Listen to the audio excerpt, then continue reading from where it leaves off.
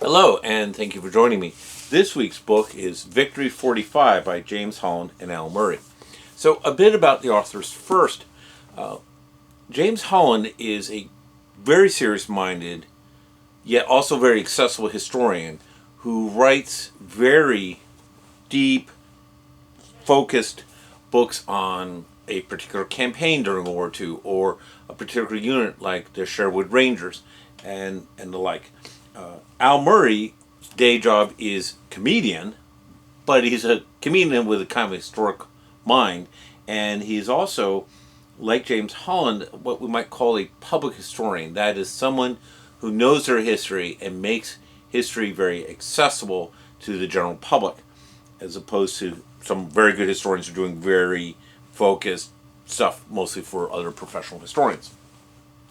The two of them have a really good podcast, and speaking as one of the few, if only, white males in North America without a podcast, yes, but theirs is actually worth listening to because they know what they're talking about. They're very honest, right? It's fair to say we live in a world of a lot of disinformation, and it's two wonderful friends with this banter, natural banter they have, and they talk about things that they really know about and they care about, and it's a very enjoyable and informative experience. So I recommend their podcast. And this book essentially comes out of a series from their podcast. So if you don't like to read, you could just go the podcast route, or both, which is what I'll recommend. And it answers this question. If you're seeking unconditional surrender, what does that look like? Right? Now, I am very clear in my own mind that unconditional surrender was an absolutely essential thing. It was not enough to get to an armistice. That the lesson of First World War is that militarist aggression in the 20th century needs to be absolutely shut down, and that the Nazi state, the Italian fascist state, and the Japanese militarist states needed to be broken and then rebuilt anew, as we ultimately did. But if you're demanding unconditional surrender, what does that look like? So it goes through some various surrenders during World War II, particularly the end ones.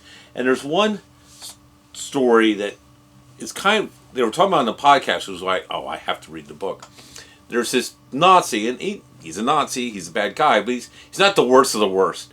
And he's trying, at the end of the war, he knows the gig is up. He's trying to save his own skin, which, fair enough. If you're a Nazi, that's something you'd probably want to do. And so he's trying to work out how to surrender to the Allies and everything under his command without the diehards putting one in the back of his head for trying to do so. And so it's a whole bunch of maneuvering going on. It's this amazing story, and these guys tell it so incredibly well. So I do recommend this book very, very much. It's not the thinnest book, but it reads quite quickly because it's very well written and it's a very engrossing story. And rather than waste your time, I will enjoy my cuppa and say good day to you. And thank you for joining me.